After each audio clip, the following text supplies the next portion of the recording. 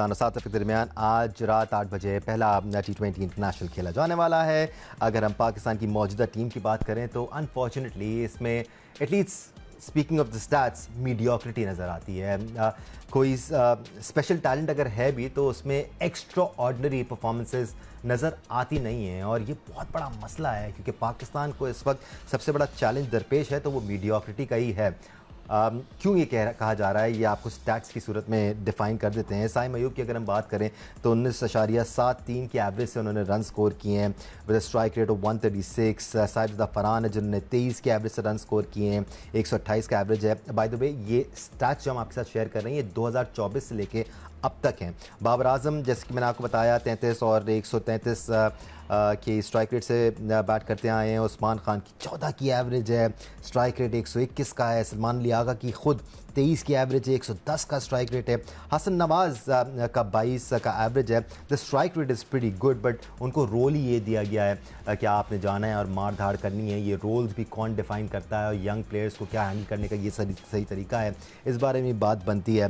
फिर अब्दुल समद आ जाते हैं जिनकी एवरेज 16.5 की है, स्ट्राइक रेट 113 का है। उन्होंने सिर्फ 4 ही मैचेस खेले हैं so we don't have a database जिससे हम उनको एनालाइज कर सकते हैं या जज कर सकते हैं। बट ये जो स्टैट्स नज़र आ रहे हैं राशिद लतीफ़ साहब सब बहुत मीडियोकर हैं। आई मीन और यही सबसे बड़ा चैलेंज दरपेश रहा है हमें कि जितने भी प्लेयर्स को टीम में शामिल किया गया है वो मीडियोकर ही रहे हैं। इसका कसूरवार क्या हम किसी को ठहरा सकते हैं? क्या जो मैनेजमेंट होती है वो गलत अहकाम देती है? जैसे हम हसन नवाज की बात कर लेते हैं कि बेटा आपने जाना है और सिर्फ मार धाड़ करनी है, आपसे हमें सिर्फ स्ट्राइक रेट चाहिए।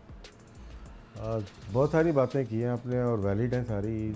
मुझे ऐसा लगता है कि हमने जैसे अक्टूबर 2024 से अब तक आज के दिन तक 32-33 मैचेस खेले होंगे T20 के। उसमें 36 से 38 प्लेयर हमने आजमा दिए जिसमें बॉलर्स भी हैं, विकेट कीपर्स भी हैं। और ये मैं सिर्फ T20 के बता रहा हूँ। मैं इसको हम आगे लेके जाते जाएंगे तो 5 महीने पहले तक 59 प्लेयर्स खेल चुके थे तीनों फॉर्मेट और अब शायद हो जाएंगे। इसको कैलकुलेशन कर लेते हैं, नेक्स्ट मीटिंग में हम बैठेंगे तो उसमें हम आपको बता सकते हैं टोटल 1 साल के अंदर हमने कितने प्लेयर आजमाए।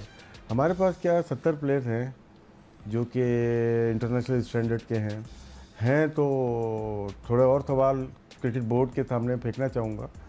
लास्ट टाइम भी मैंने यही बात की थी कि आपने टीम बनाई, हर टीम ऐसी होती है कि वर्ल्ड कप का फाइनल खेलने जा रही है, क्या हम यंग प्लेयर नहीं खिला सकते इसमें? जब हम यंग प्लेयर खिलाए तो अगले टूर पे क्यों ड्रॉप कर दिए जाते हैं? वो जो ऑस्ट्रेलिया गए थे, जिम्बाब्वे गए थे और साउथ अफ्रीका गए थे, उसके बाद वो मिस हो गए, फिर दोबारा पुराने प्लेयर्स आ गए। और अगर हम अभी देखते हैं तो अगर 32 मैच में 36-38 प्लेयर खेल गए, उनकी परफॉर्मेंसेस क्या हैं? इंडिया से लास्ट फाइनल खेले उसमें 4 प्लेइंग मेंबर ड्रॉप हो गए। आपका सबसे अच्छा ओपनर बकौल हमारे ही चले, सबसे अच्छा ओपनर ड्रॉप या रेस्ट फ़खर जमान, हमारा सबसे अच्छा fast bowler Haris Rauf drop, हमारे सबसे अच्छा wicket keeper batsman Mohammad Haris drop, हमारा सबसे अच्छा ऑलराउंडर जो कह सकते हैं हुसैन तलत ड्रॉप। तो क्या वो टीम गलत थी या अब हम बना रहे हैं?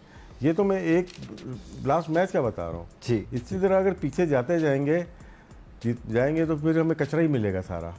तो ये इश्यूज है और किसी का इंटरेस्ट नहीं है टीम को डेवलप करने का। करने वाले बोर्ड ऐसे नहीं होते, ना सिलेक्शन कमेटी होती है।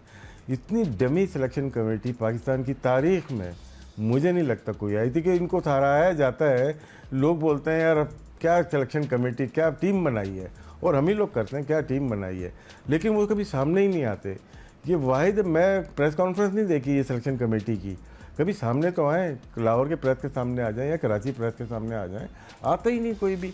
प्रेस रिलीज के थ्रू पूरा बोर्ड चल रहा है। तो लेकिन T20 की बात कर रहे हैं तो मेरा यही कि बहुत ज़्यादा प्लेयर आजमा लिए और आजमाए, लेकिन कोई प्लेयर निकल के सामने आया ही नहीं जिसको मुसलसल मौक़े मिलते और वो पाकिस्तान का नाम रोशन करता और अपना भी करता।